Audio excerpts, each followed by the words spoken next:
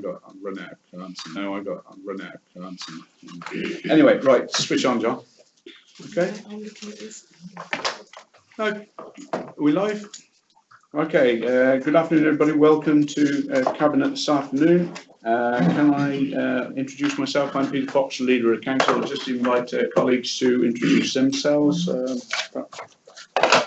Murphy, Cabinet Member for Resources. Brian Jones, Cabinet Member for County Operations. Paul Jordan, Cabinet Member for Governance. Richard John, Cabinet Member for Children and Young People. Sarah Jones, Cabinet Member for Social Justice and Community Development. Penny Jones, Cabinet Member for Social Services, Health and Safeguarding. Okay, Dimitri. Joe Watkins, Leader of Liberal Democrats. Oh, you're right. We've swapped. I'm swapped.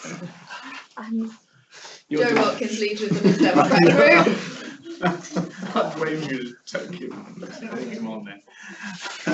Okay, thanks very much. And can I welcome our resident visitor, Councillor Val Smith, and all officers as well. Perhaps officers, if you could introduce yourselves as you contribute to the proceedings, that would be very welcome. Okay, apologies for absence, Bob Greenland. As you know, Bob is still, he's still having to stay at home. He's under some significant treatment at the moment, but still very, very active electronically, and I'm sure he's watching us now. So if you are, Bob, hope you're okay. Can I also welcome anybody who's watching in on this webcast, or who will be in the future. Okay, so any declarations of interest at this point? No? Okay, if you find one as we go through, can you declare it verbally and fill in the appropriate pro forma? Okay, can we then move on to item 3, little 1, and that's the Education Achievement Service Business Plan for 2019-2020. Richard John. Thank you very much, Leader. Well, at a time when we've seen recently at least one local authority in Wales is looking again at its relationship with its education consortia, I'm really proud to be bringing forward this plan today, which is based on a really strong relationship that we have with the Education Achievement Service for South East Wales. We've talked recently about CENCOM in this cabinet.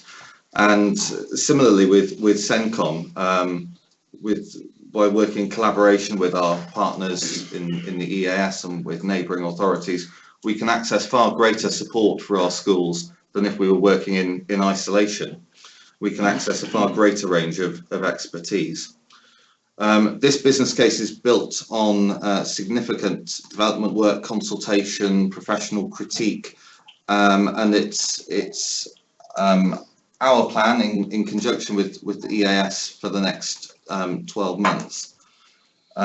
We believe that the model of partnership we have with the EAS is effective, and it's the right model for our local authority, and it serves our schools well.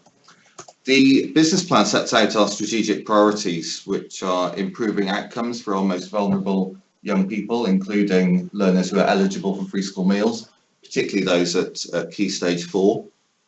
Reducing variance in outcomes, variance in teaching and leadership, again, particularly with a focus at Key Stage 4 at that GCSE age. We'll continue to work to strengthen leadership capacity in our schools, securing appropriate progress for learners across the full range of abilities, and reducing the amount of fixed term exclusions. So we feel that there is strong alignment between the ambitions in the EAS's business plan and the Welsh Government's national mission for education. As you would expect, we have a very robust process for holding the EAS to account. I attend regular meetings both with the EAS but also the joint executive group with the other cabinet members in local authorities in South East Wales. And we have the highest expectations of continued improvement for our school system. We have seen some progress, some really pleasing progress in recent years, but we recognise there remain significant challenges in terms of raising aspiration, raising standards in schools in Monmouthshire. There were some particularly pleasing results in the most recent categorisation data, which was published on the 31st of January. We now have more green schools in Monmouthshire than ever before. About 4 years ago, we had just 3 green schools in Monmouthshire. We've now got 15. We now have 2 secondary schools, which have been categorised as green. King Henry VIII Comprehensive and Monmouth Comprehensive schools have moved up from yellow to green this year. So now a third of all the green schools in South East Wales are now in Monmouthshire. I think that's a particular source of pride for us. But we also recognise that we do have an increased number of amber schools this year, and we're working closely with our partners in the EAS to address the concerns in those schools. So yesterday I was at the Education Improvement Board meetings at both Caldecott and Chepstow Comprehensive Schools, and I was reassured to see significant amounts of work going on between the senior leadership team, middle leaders in the schools, as well as other teachers in raising standards for every child. And you know, we talked through some of the significant challenges for some of the most vulnerable learners, and it was really reassuring to see that these school leaders doing everything they possibly can to support the most vulnerable. So I'd like to welcome Ed Price, who's with us today from the EAS. As I say, we feel we have a strong and effective relationship with our partners, and we feel that this brings significant benefits to our school system, and we look forward to continuing to work with the EAS over the next 12 months. But I'm sure Ed may wish to say a bit more. Lovely. I'll just add to those points rather than repeat any of them, and take questions after that, but it's just brief comments from me. This report, this business plan is written in the context of considerable change in education on many levels. Particularly, you'll have noted the changes to accountability that have taken place for teacher assessment at foundation phase, Key Stage 2, Key Stage 3. There are interim measures announced at Key Stage 4 for 2019, the year that we're in. I was at a workshop earlier with secondary colleagues explaining many of those changes, which will make the measurement of progress harder. And we will, as an organisation, working with the local authority, and working with leaders in schools, need to find more creative ways of measuring the progress that our schools are making. This business plan also recognises the developments to new curriculum, and that grant can come out potentially at any time within the year. We have the professional learning grant, several millions of pounds across the region, that came out in December to be spent by March in 2019. So the business plan is written in a way which ensures flexibility, so that funding is not retained at the centre, but deployed to schools and distributed to schools to be spent where it's needed. That's one of the key points. I won't cover on 4.7 the strategic priorities because you have covered them, but it is key to say that there are overlaps between many of the local authorities, particularly Key Stage 4 outcomes, where we have variance in our Monmouthshire secondary schools, which we need to narrow that variance, and for our more vulnerable learners and free school meal learners. We also know that when schools get it right for our free school meals and vulnerable learners, they tend to get it right for all learners at the same time. It is those vulnerable groups that they focus on. Every learner benefits from that. 4.4, I would point out that there is research behind many of the activities that we're undertaking by external partners, where we commission from grants specifically earmarked from Welsh Government. So we have that external view, so that our partnership does not become just internal between the LA and ourselves. We have an external view from academics and researchers as well. Final points on the resource implications. There is a camera in place, and there has been since 2012, a collaboration of members agreement for funding of the EAS. We have the current proportions 50% from the local authority, 40% from grant funding, 10% from SLAs. We, for a number of years now, do not charge schools for any services, because we then, if we require that income from schools, we would need to offer services that schools wanted rather than needed, if that makes sense. So the funding is spent in schools, not at the centre. And there have been those reductions there, and a further commitment to making efficiency savings as appropriate. final element in the local authority annex. The local authority annex attached with this is a draft, and there are 2 changes to be implemented in the final one, and that is that Maker and Raglan are no longer in Eston monitoring, and we will recognise that in that final report. Okay, well, many thanks, Ed, and thanks for coming along today. Thank you, Rich, for contextualising it well. The EAS, I was around at the start of the EAS and always had great faith in the strength that we could bring together collaboratively working, and you know, it was difficult for small authorities to have that strength and capacity for a resilient improvement service. So, you know, I was pleased to be part of that in the early days, and I've really pleased to have been part of such a strong relationship over the years. It's right and proper we challenge EAS when we need to, because, you know, we've still got some journeys to travel of improvement, and I don't think any school can be complacent even though it's in green. It's actually how can you stay green, and you know, that's really important.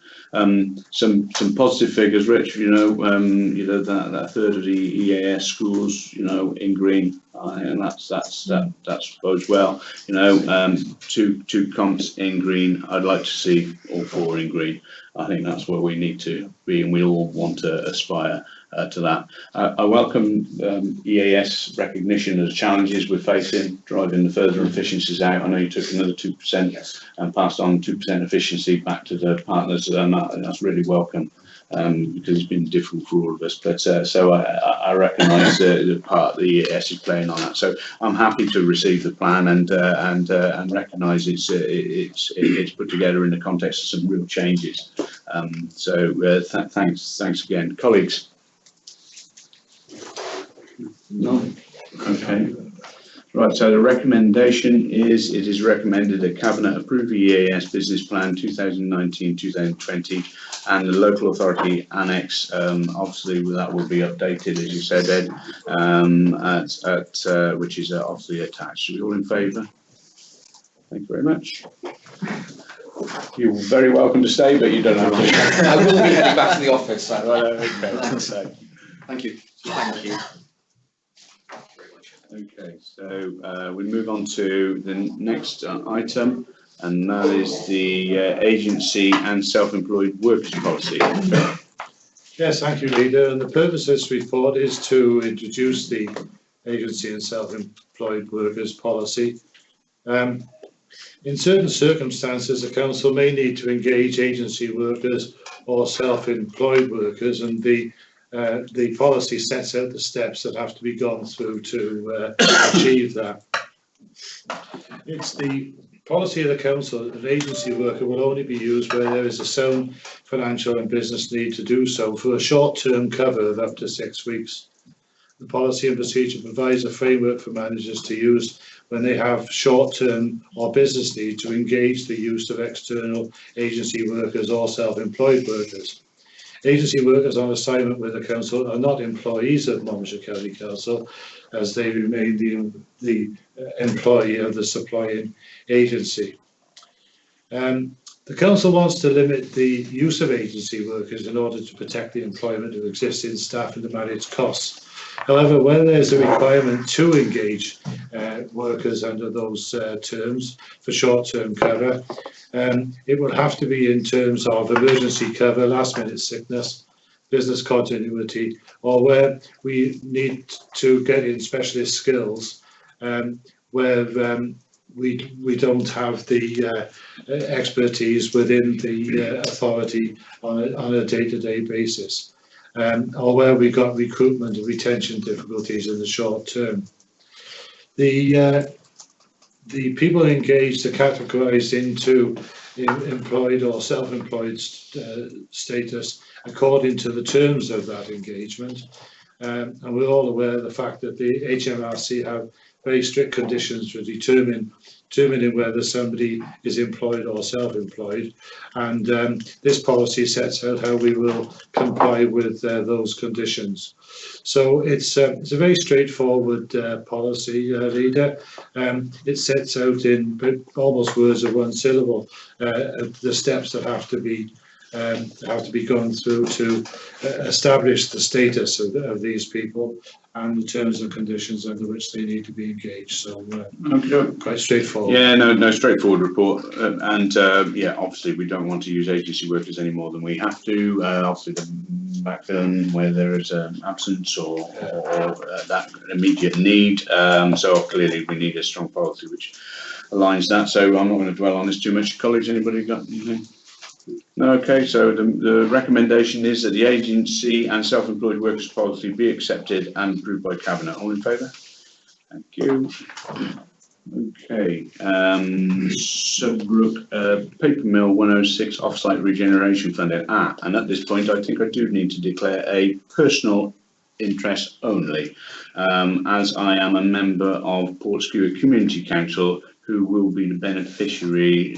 Two of the projects are, they will be beneficiaries of. So I'll declare a personal interest, but that doesn't stop me taking part in voting.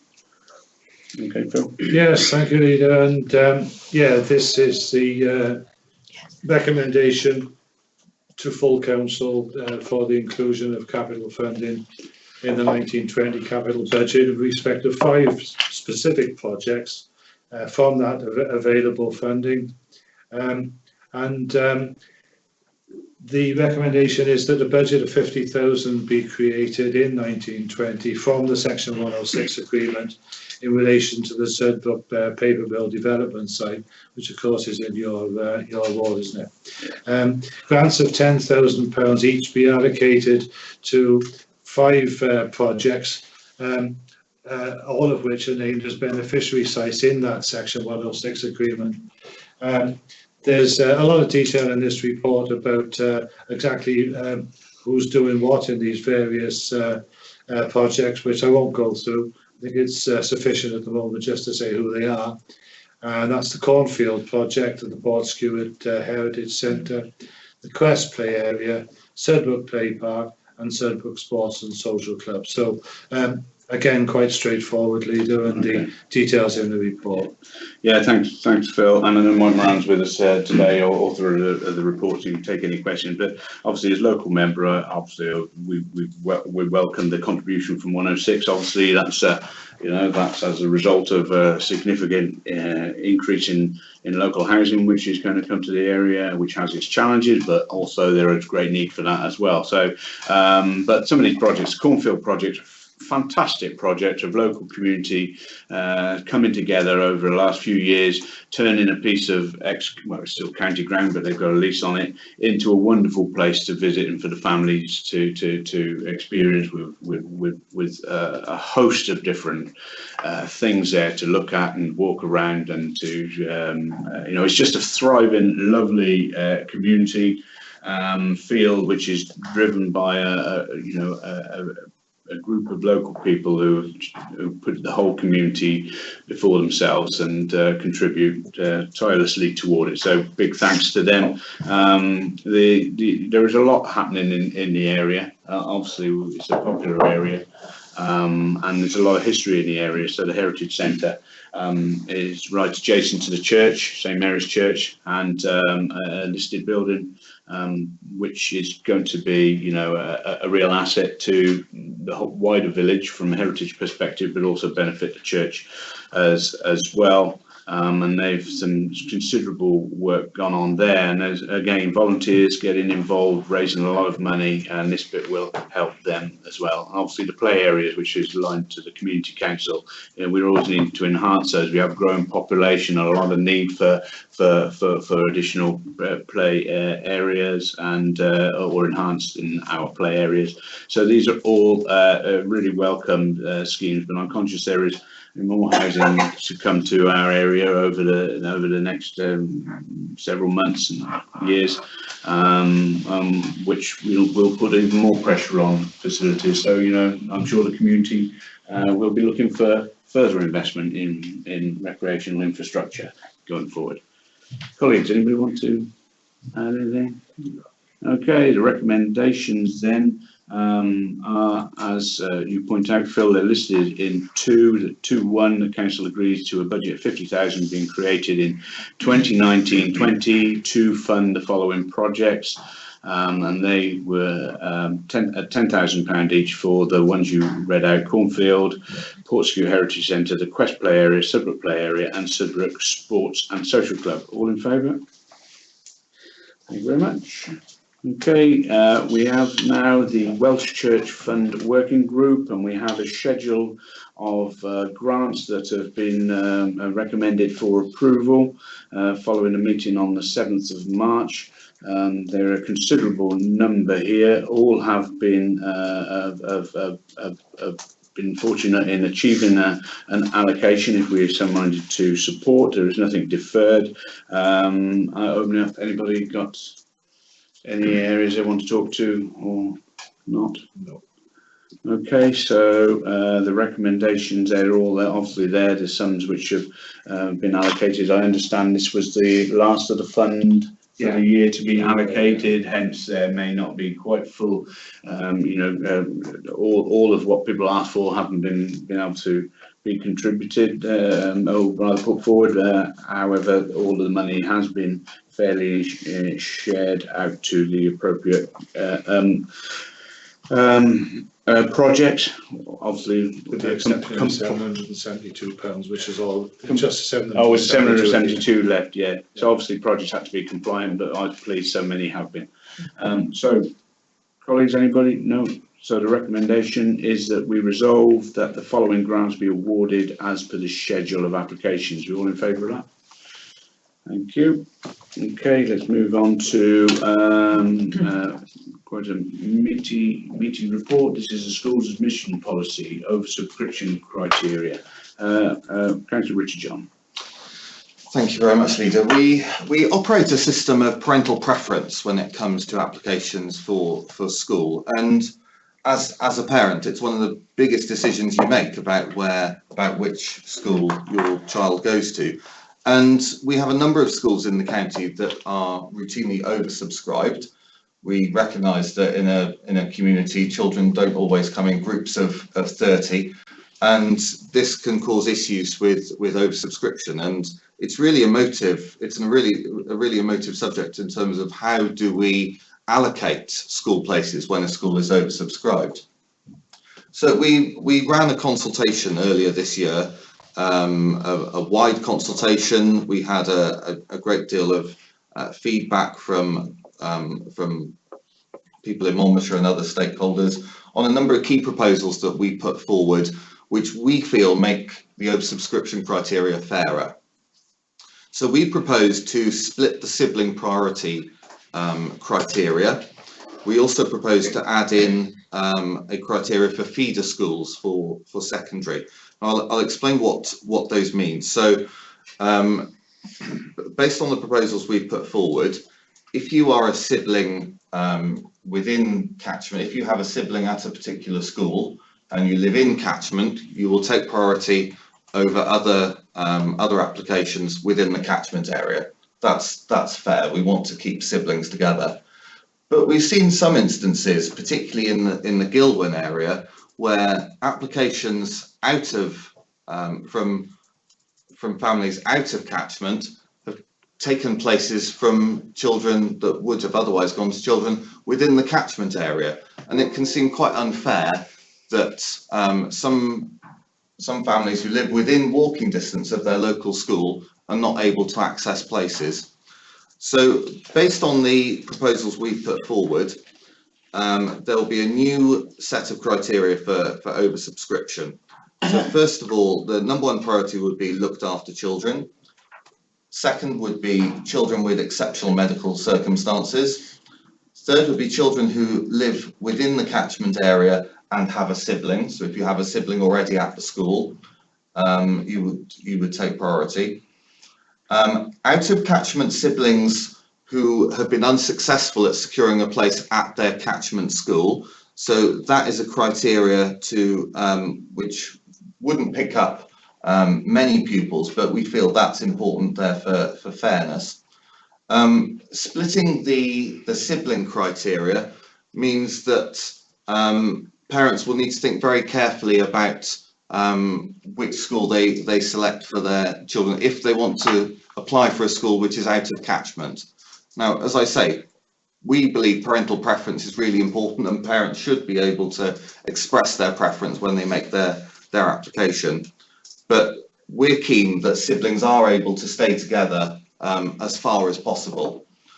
When it comes to, so we're proposing that in catchment children will take priority over siblings out of catchment, but after a period of 5 years. So we've got a temporary criteria which will ensure that anyone who has a child in a school already, and they made that application on the basis that siblings would then progress to that school, they would still be prioritised. But in future, after that 5-year cut-off, siblings out of catchment would be lower down the list than children within the catchment area. For secondary schools, we're proposing to introduce a feeder school criteria. We feel it's really important that peer groups are able to stay together on that sometimes difficult transition to secondary school. And if you're that 1 or 2 children in a year group who for whatever reason isn't able to access a place at that secondary school, that can be really heartbreaking. So we feel that adding this criteria of a feeder school is really important. So our 4 secondary schools operate within a cluster of primaries. They work really closely with the primary schools in their particular cluster, and those schools are considered feeder schools for that secondary. Many of them have a really close relationship and even share teachers in some cases, where we have instances where teachers from the secondary school will go out, and particularly in maths and English, and support some year 5 and year 6 pupils in those primaries. So that relationship is really important, and we feel that a feeder school criteria, which will probably in some instances just pick up a small number of children but prevent peer groups being split up. In the consultation there was a great deal of support for those proposals. We had, between the catchment review and the admissions review, which ran side by side, between the two we had 11 public meetings right across the county. In particular, I'd like to thank the officers who gave up a great deal of time in running those consultations. I'd like to pay particular thanks to Matt Jones, Nicola Wellington, Gwynedd Roberts, Debbie Morgan, Natasha Lyles, Tracy Roberts and Will McLean. I think there were some weeks where we were spending 3 or 4 evenings a week together at various consultation meetings. We had 177 responses specifically on the admissions criteria, and that's broken down into support of 83% for the feeder school proposal and support of 61% for the sibling proposals. So I feel that is strong evidence to take these proposals forward. We also had significant support at the public meetings we attended, where residents had a range of concerns, some of which fell outside the consultation, but we had useful discussions that I think they found beneficial. So it was a positive, constructive consultation, and I feel we've got the evidence to take these proposals forward today. Yeah, well, thank you, Richard. And yeah, it is a substantial piece of work. And as a past cabinet member for education, I know how challenging some of these things can be. So can I also add my thanks to you personally for heading up and leading on that process. It's not easy, but sometimes part of our role is to look to the future so that we can make things right for future generations of school children, and that takes sometimes we have to make some decisions which not everybody likes. In this case, however, I can see that the majority of those who got involved, and substantial number, have been supportive in the the primary changes and the secondary changes. So I too take a lot of assurance from that there is a strong case and a clear case for this to happen, and I know it seems to make the criteria look a bit complicated. You have to think quite hard as you read through them to get it in line, but it is very clear, and it's important that is clear.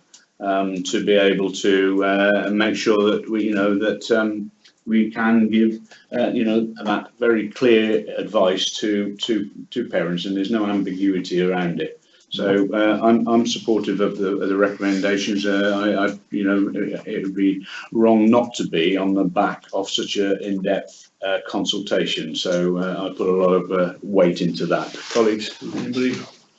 No, Sarah? Just to amplify, I mean, in terms of communication engagements that we have particular interest in, and I think this is a model in how to engage and communicate with those affected. You've got really robust data here, really robust evidence.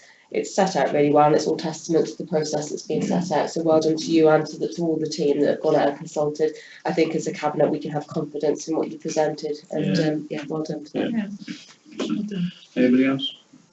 Okay, Matt, is there, Nikki, anybody want to add anything on this? No? No, I don't think so, thank you. I know it's been a challenging piece of work. So I thank you also for everything you've taken part in doing.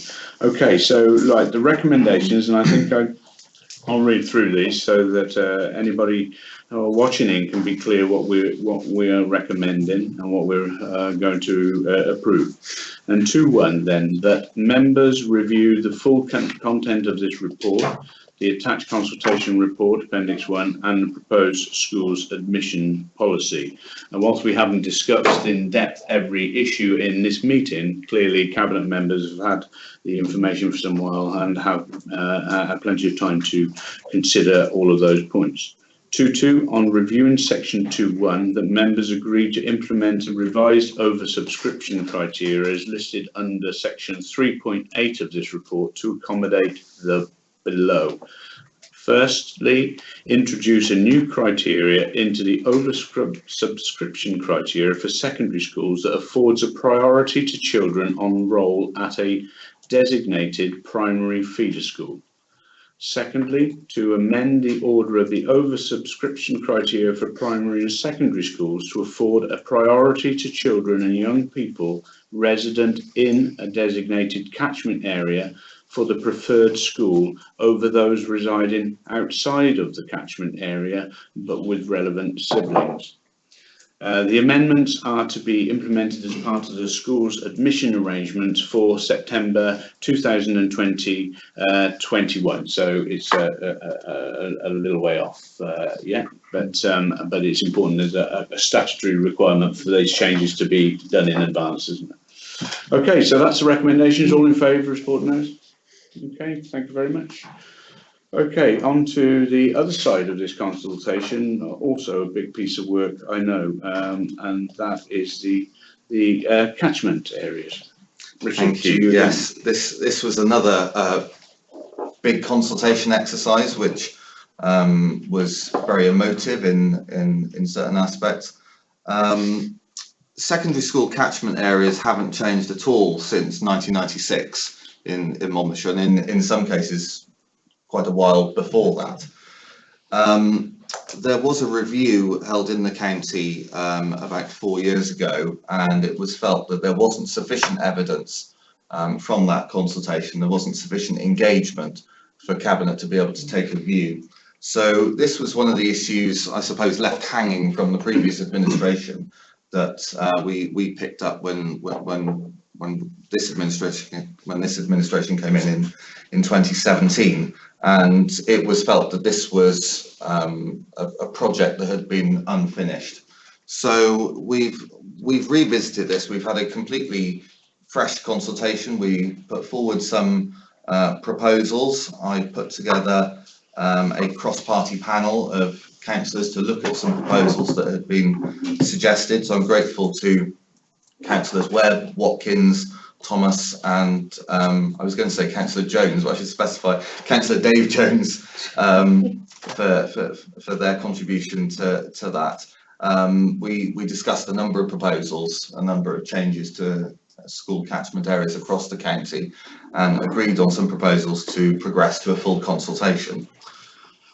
So this was one of the key planks of our corporate plan, that we look at school catchment areas because they hadn't changed for such a long time. There were a number of anomalies. There were instances where primary and secondary school catchments were not aligned. So if I pick an example, Landogo, there is part of Landogo Primary School's catchment that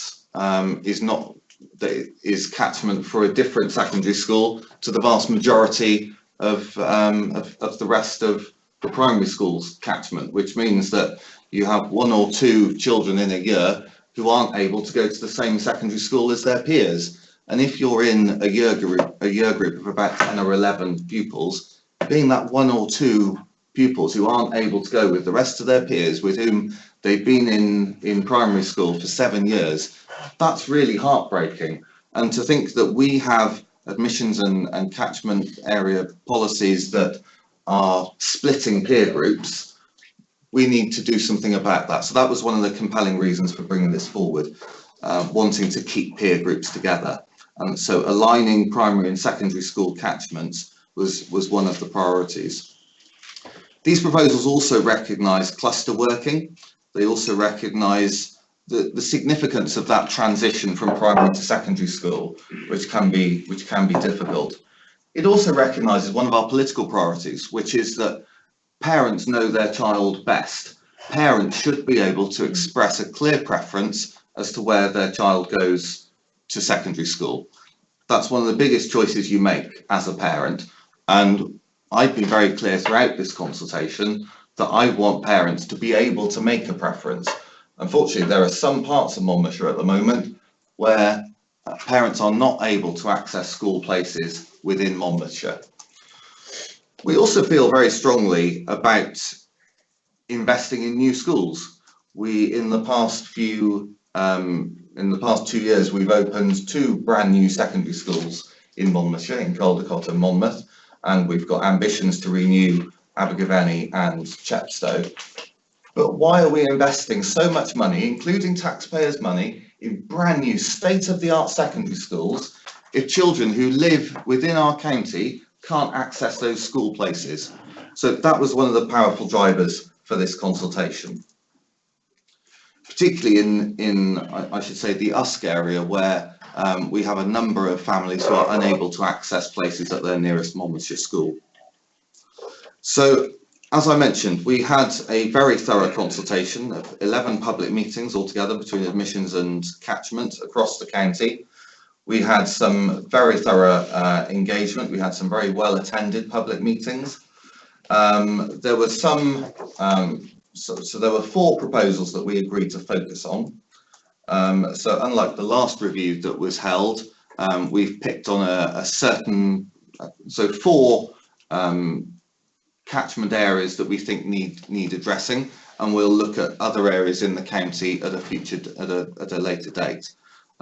We felt that addressing catchments in the entire county in one go would be too big an elephant to break down.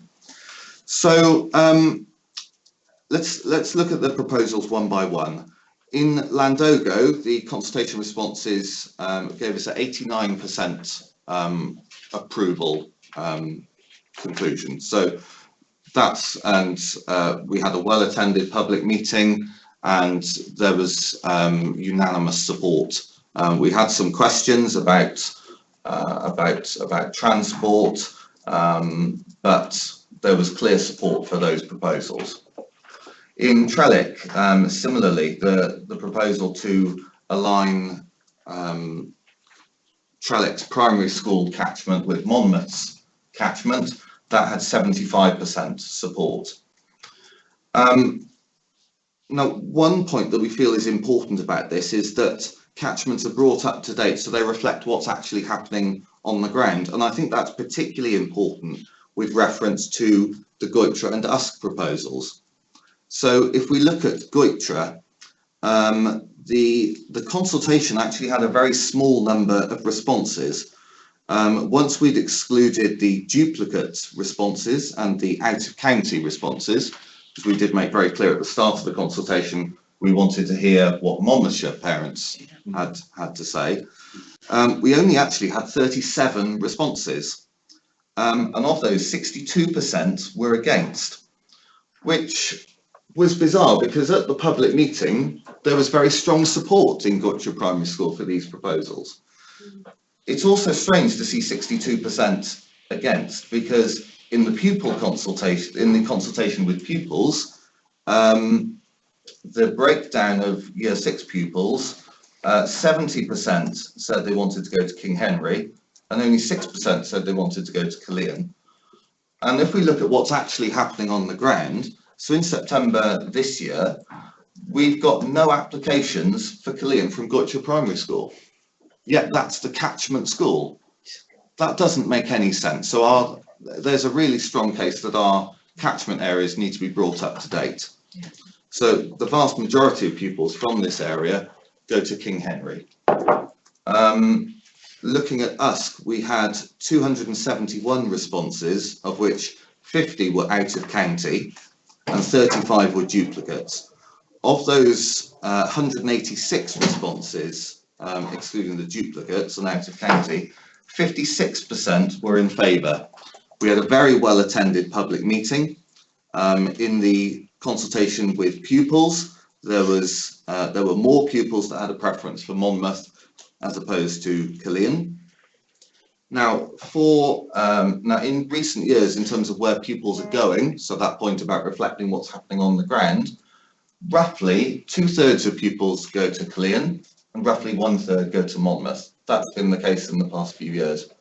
But actually, if you look at the parental first preferences on the applications, most years, 2/3 of parents express a first preference for Monmouth and 1/3 express a first preference for Killeen. And that is certainly the case this year. We've had 11 first preferences for Killeen for September and 18 for Monmouth. But again, at the moment, Killeen is the catchment school, but that doesn't reflect what's going on the ground. Now, these proposals went to Children and Young People Select Committee a week last Friday, and there was unanimous support for those proposals amongst members of that committee. Now, we recognise that these proposals do have implications for transport and some additional costs, and we recognise that, particularly in the Usk area, where we would be funding transport to both Killeen and to Monmouth in some cases, because we have a commitment that we will fund transport to the nearest or catchment school.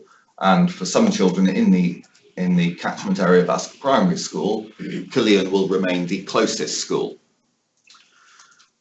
So we consulted very widely, including with Newport City Council, who were very clear in their support for the proposals.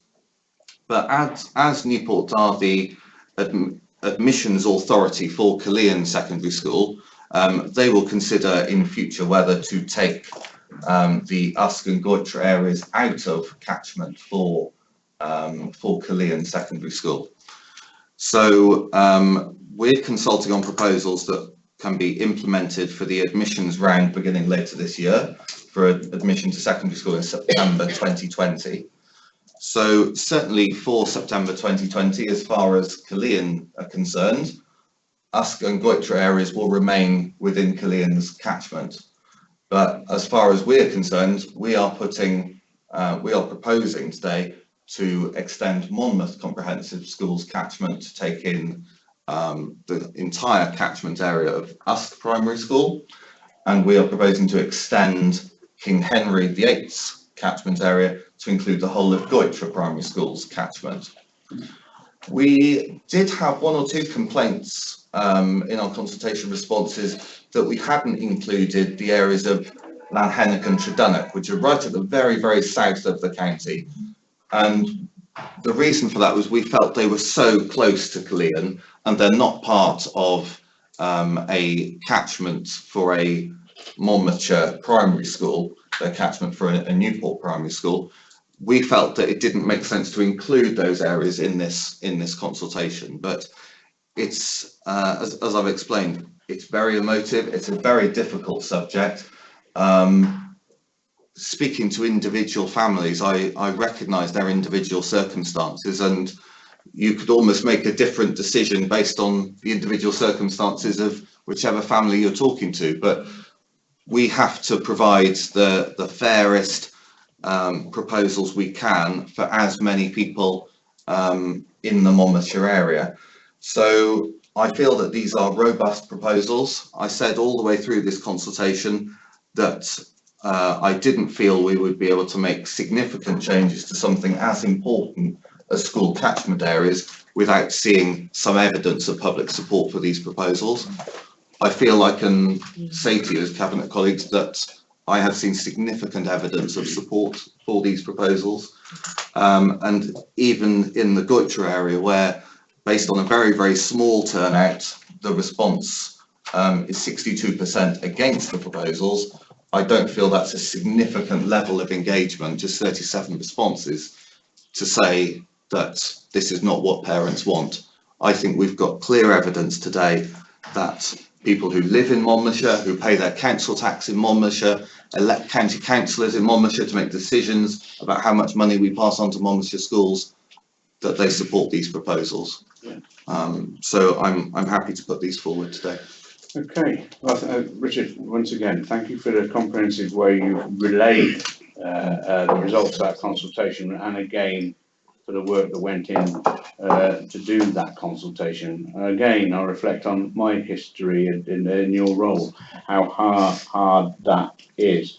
But I remember back in 2002 and even 2001, where I was being lobbied year on year from us residents who desperately wanted their children to be able to access a Monmouthshire school. It's and there's been a couple of tries at addressing that over the years, which have never finally made it to fruition for various reasons, sometimes funding, sometimes just scale of what has been proposed.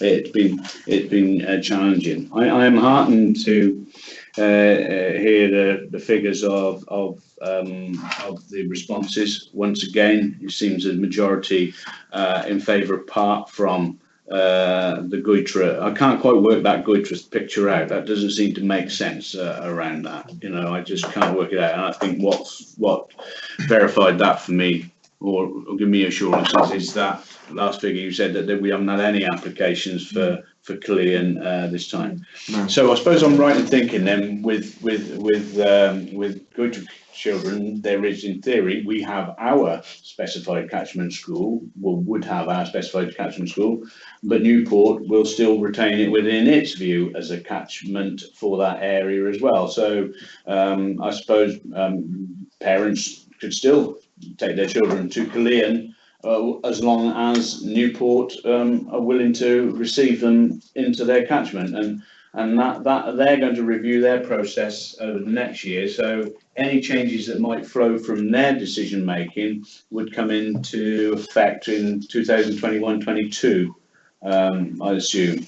So and I see you've also tried to create a substantial amount of transitional period, so that you know, we can accommodate as many people and siblings in through that period. I can acknowledge that. I was emailed last night, and some others of us were from a concerned parent who was anxious about the future of younger siblings, and you know, how we should have due regard for them. And of course we do. We always want to do the very best we can to accommodate parental preference and what children want. It's always difficult to live. You can't. There's no such thing as parental choice. There's only preference, and we can do our best to try to align to that. But you know, within the email I received, there was concerns that perhaps we weren't doing enough to mitigate against the position for some of those. Well, I think it was around a Goitra child to you know. So are we clear? We've done all we can do, and we will continue to do to work with our neighbouring authority to you know, help give some assurance to parents as best we can with what's in our gift, I suppose. So perhaps some reassurance of that can be, because conscious five of us at least had that email at early hours this morning. So I would like some reassurance on that. It seems a no-brainer by the looks of it for the other areas of Goitra and of Landogo and Trelec. And I absolutely align to your points about our schools, and building new schools have been so important to this authority. We've just invested nigh on £90 million into two probably the most advanced schools in the whole of Wales, and we're going to put another 2 in place. And it is only right that we invest for Monmouthshire children, and Monmouthshire children should have an opportunity, absolutely have an opportunity to access those facilities. So whilst there is an additional cost to us, and for anybody who's wondering why the report came a tad late, coming out for consultation, we had asked, as Cabinet, for it to go and have a little bit more work, a bit more clarity around the financials. That was important for us, so that delayed it coming out along with the normal agenda. However, there is an imperative to make a decision one way or another on this shortly, and if it's a positive decision, it needs to be put in place because of the statutory timelines. I understand all of that. So I'm a comfortable leader that we've had all the information we need to be able to make a decision on this. I've never experienced or seen a consultation any more thorough, so I'm confident in that regard as well. Colleagues, do you want to come in and add anything? Yeah, I think this report is robust, it's fair, it's only reasonable to expect children in Monmouthshire to be educated within Monmouthshire. We spend a huge amount of money on new schools, probably the best in Wales at the moment. We're going to build another 2. Let's have Monmouthshire pupils in Monmouthshire schools. And well, echoing Councillor Jordan's point, but I mean, I welcome the approach so that you haven't just gone in whole scale and gone, right, we're going to take all schools, we know this needs to be done. What you've done is you've looked at 4 areas. And I think by doing so, you're addressing what is no doubt an emotive issue for many parents, and you're doing it again in the most robust way possible through engagement and consultation. And ultimately, what you've got here, I think, is probably the most equitable approach to this, all of which is underpinned by our corporate plan. Our commitment within the corporate plan is Monmouthshire schools, Monmouthshire pupils, and giving the opportunity to go to there. So welcome the report. And I'd just like to thank Richard for all the work he's done. I was involved in 2012-13. We're looking into this case, and I mean it is extremely difficult to come to any conclusion. And the work you've done is fantastic, and I think the result is fair. So thank you.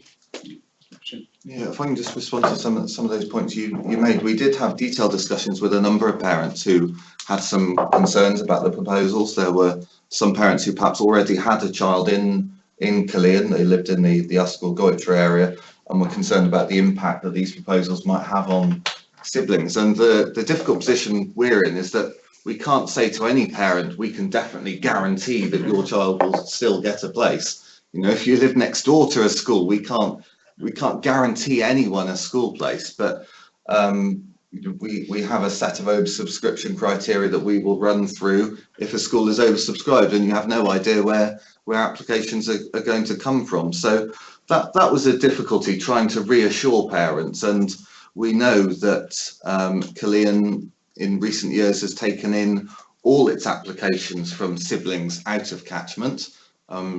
So we felt that would be a reassurance to parents that if we went ahead with the proposals, and I have to say I was very clear in the consultation that none of this was set in stone. Everything was up for discussion, but I was clear that if we went ahead with the proposals, that there is a degree of confidence that siblings out of catchment would still be able to secure places at Caerleon, even though Newport is the admitting authority and therefore we don't have any control over that. But we've had significant discussions with Newport about their oversubscription criteria. I suppose one of the questions that did come up was well, knowing you're putting these proposals forward, why haven't you planned ahead and agreed some mitigation with Newport so that Newport will agree to prioritise siblings out of catchment further up their priority list, knowing that we were bringing these proposals forward? Well, the problem is that would have completely prejudged our consultation if we'd agreed a set of proposals with a different authority in advance.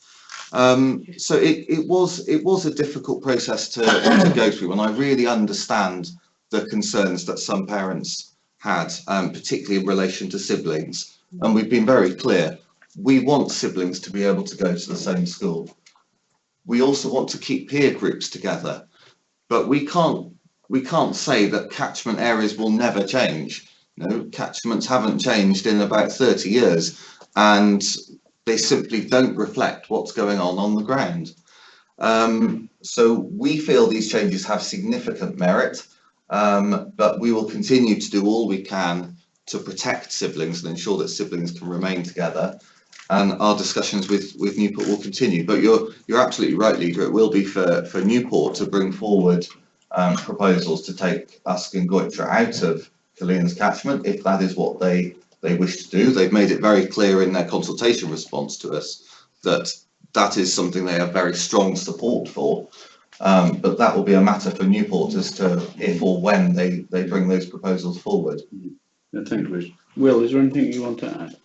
No, sorry, Leader. Just very briefly, though, just to pick up that point around our engagement with our neighbouring authority. I think the key part for us is that we've engaged them throughout this consultation process, because there are such kind of close connectivities between the two kind of settlements and authorities.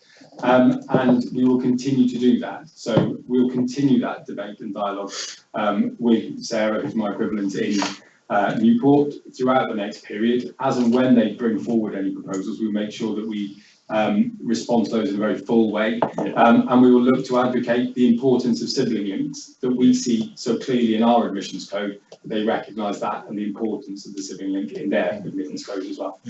Thank you, Will. I hope perhaps if the parent who wrote to us is watching and sees this, they can take some further reassurance from what you've shared there, and I can take some from that. I think it's important as a cabinet to acknowledge how many parents and stakeholders have got involved and wanted to be involved in this debate. This isn't one, that they've wanted to have this debate, and they've come out and supported it strongly. And of course, not everybody is always happy about some of these decisions. And the same point that I made earlier, our role is sometimes to make difficult decisions and set the scene for the future. And like you say, this hasn't been delivered. Catchment review hasn't been delivered in 30 years, and it is important that we do acknowledge that input from so many people, and we do make a decision on this. So I'm comfortable with what I've heard. Is there any further point from cabinet members or officers? Anything you want to add, Matt? Or no, I don't think so. Just in terms of just to clarify the position with the consultation report and the responses that came in. The report does mention that there were some duplicate entries, and I just wanted to clarify how that was managed. So both in terms of those that were quite supportive of the proposals and those that were not so supportive of the proposals, we could see evidence of duplicate responses that in many ways could be seen as swaying the results. So in terms of the tally that worked out the percentage in favour or against, we concluded to take forward just one household entry, and that was both for those in favour and against the proposals. However, any comments that came through from multiple parties were incorporated in drawing the themes in the report, but the tally itself just pulls through one household response. Okay, yeah, that's helpful, Matt. I mean, you can't blame anybody in the community who feels affected for not trying hard to, you know, that's a role as community members and parents to challenge some of the things they don't like, and it's our role then to take a bigger stance sometimes and take that wider view. I think, you know, that's what we're charged to do.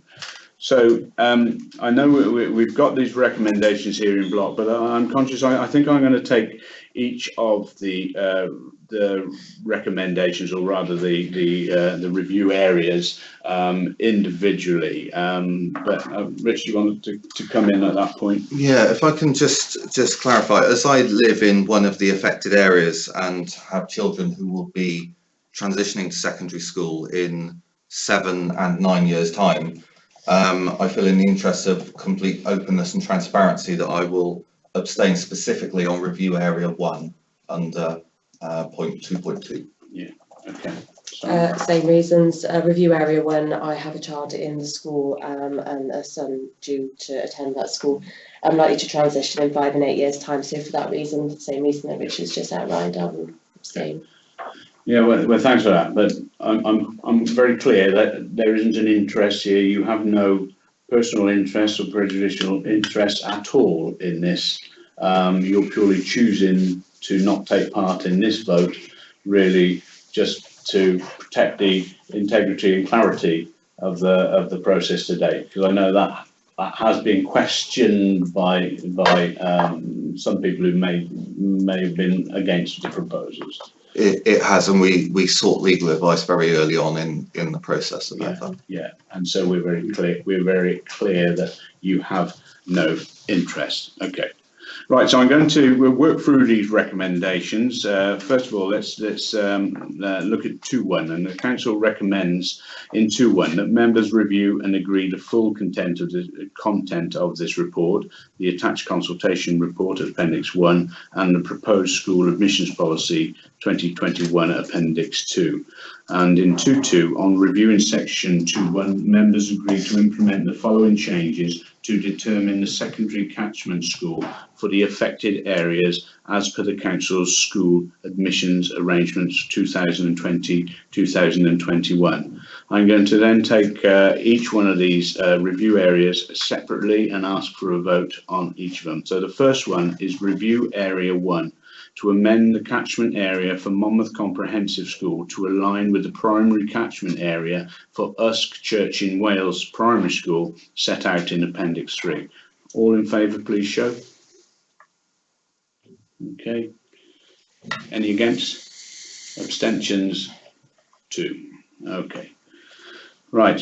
Next, and that was carried. Next one, review area 2, to amend the catchment area for King Henry, the 8th Comprehensive School to align with the primary catchment area for Goodge Revower Primary School in Appendix 4. All in favour of that? Okay, that's unanimous. Area 3, amend the catchment area for Monmouth Comprehensive School to align with the catchment areas of Trellick Primary School, Appendix 5. All in favour? Unanimous.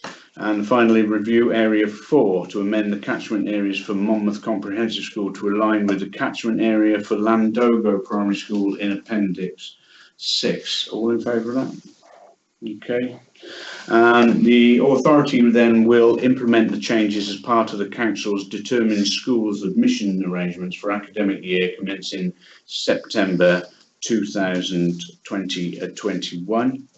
And in 2.3, for members to acknowledge that in line with Newport City Council's admission arrangements, review areas 1 and 2 will remain within the catchment for Killian School until such time that proposals are brought forward to amend these arrangements. This will not form part of the admission arrangements for Monmouthshire County Council as per 3.12 and 3.13 of the report.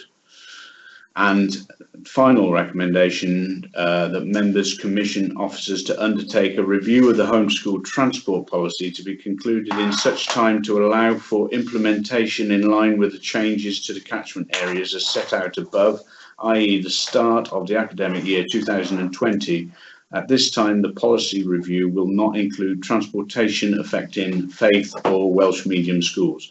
Can I ask for agreement for those additional recommendations? Okay. Thank you very much. Okay, that brings that item to an end. Can I thank you once again, everybody, for doing that big piece of work.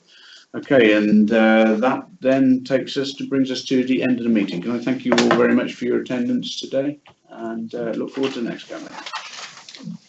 Well done. The charge of the agency. Well done, Richard. Excellent.